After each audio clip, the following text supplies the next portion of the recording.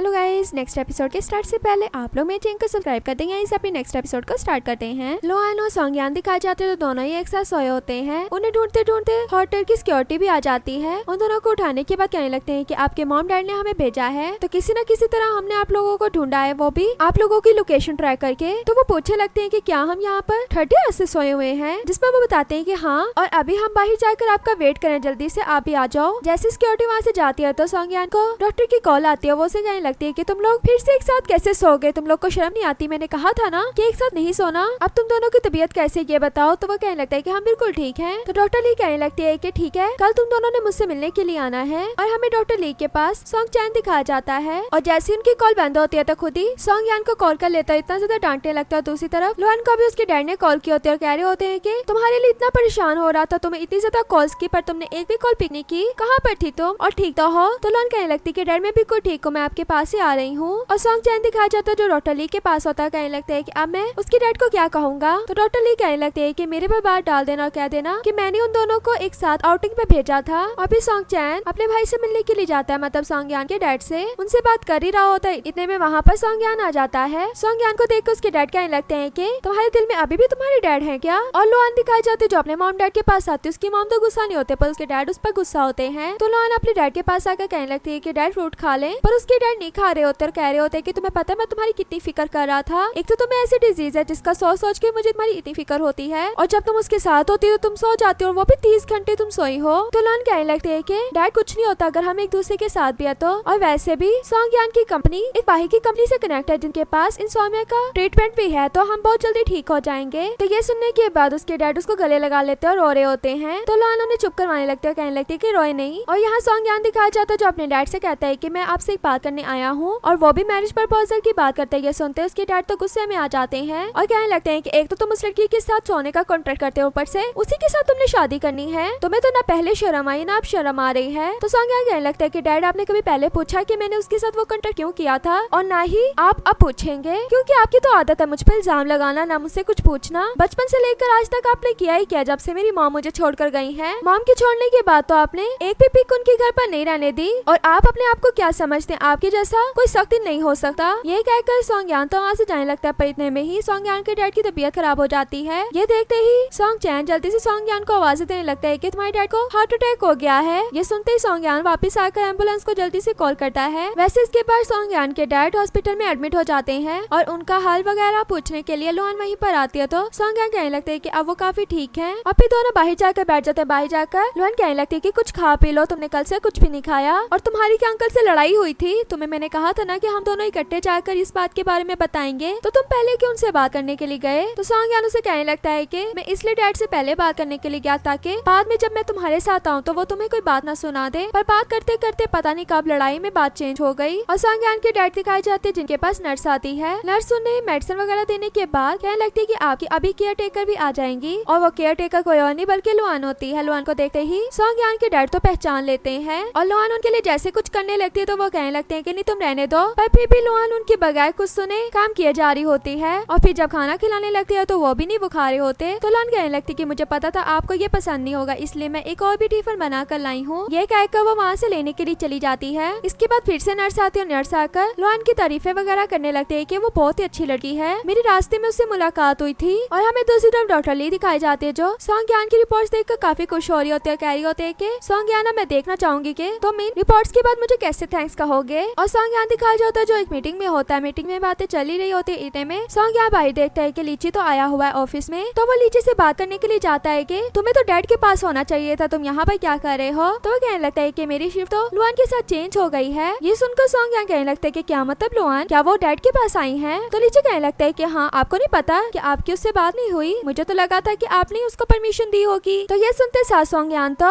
Hospital की तरफ जाने लगता है, और हॉस्पिटल में लोहान दिखाई जाती है जो उसके डैड से बातें कर रही होती है, स्टोरी भी सुनाने लगती है। तो सॉन्गयान के डैड चुप करवा देते हैं, कहने लगते हैं कि थोड़ा टाइम खामोश रह लो। तो लोहान चुप हो जाती है। इसी तरह की बातें चल रही होती है। तो लोहान उन्हीं बातों में अपने अवार्ड्स के बारे में बताने लगते हैं कि मैं शैलो अवार्ड भी जीत चुकी हूँ, वो भी 10-10 अपने प्राइमरी स्कूल से लेकर हाई स्कूल तक, और अपनी 18 पोजीशन भी बताती है कि इतने हजारों में मैंने 18 पोजीशन ली। ये सुनने के बाद सॉन्गयान के डैड थोड़े इम्प्रेस तो होते हैं, साथ ही उसको भाई गेम खिलाने के लिए ले जाते हैं। उसने एक दूसरी गेम का नाम लिया था, पर उसके डैड तो चाइनीज चेस खिलाने के लिए ले आते हैं। तो लोहान कहने लगती है कि मैंने आपको दूसरी गेम का कहा था, मुझे ये वाली गेम तो नहीं खेलनी आती। तो ये सुनकर सॉन्गयान के डैड उसे सिखाने लगते हैं। सिखाते देकर लोअन पूछने लगती है क्या पहले भी आपने किसी को ऐसे सिखाया है। तो सॉन्गयान के डैड को अपना पास याद आने लगता है कि मैंने एक दफा अपने बेटे को खेलने सिखाने वाला था। तो उसकी मॉम आ गई तो सॉन्गयान से कहने लगी कि अपने डैड की बातों को इग्नोर करो, मैं तुम्हारे साथ दूसरी गेम खेल लूंगी, क्योंकि सॉन्गयान को ये गेम नहीं अच्छी लगती थी। पर यहाँ प्रेजेंट में सॉन्गयान के डैड उस बात को टालते हुए उसके साथ गेम खेलने लगते हैं। इतने में हॉस्पिटल में सॉन्गयान भी पहुंच जाता है। अपने डैड के रूम में पहुंचता है, वहाँ पर उसके डैड नहीं होते। तो नर्स से पूछता है कि यहाँ वाले पेशेंट कहाँ गए। तो वह कहने लगते है कि वो शायद बाहर गार्डन में गए हैं। गार्डन का सुनते साथ ही सॉन्गयान गार्डन की तरफ जाता है। तो वहाँ पर देखता है कि उसके डैड तो काफी खुशी खुशी लोअन के साथ खेल रहे होते हैं। ये देखकर तो सॉन्गयान भी खुश हो जाता है। और इधर लोअन जो सॉन्गयान के डैड से हारी जा रही होती है और फिर कहती है कि एक और गेम खेलते हैं, फिर मैं जीत जाऊंगी। अब इनकी गेम तो लगी रही होती है। तो सॉन्गयान दोबारा से नर्स के पास आता है और कहने लगता है कि पेशेंट की तबीयत कैसी है। तो नर्स तबीयत के बारे में बता रही होती है, साथ ही भी कह रही होती है कि उसकी केयर करने के लिए जो लड़की आई है उसकी वजह से उनकी तबीयत काफी जल्दी ठीक हो रही है। ये कहकर वो तो वहाँ से चली जाती है और सॉन्गयान तो खुश हो जाता है। और यहीं पर हमारा ये पार्ट भी एंड हो जाता है। वीडियो अच्छी लगी तो वीडियो को लाइक करना।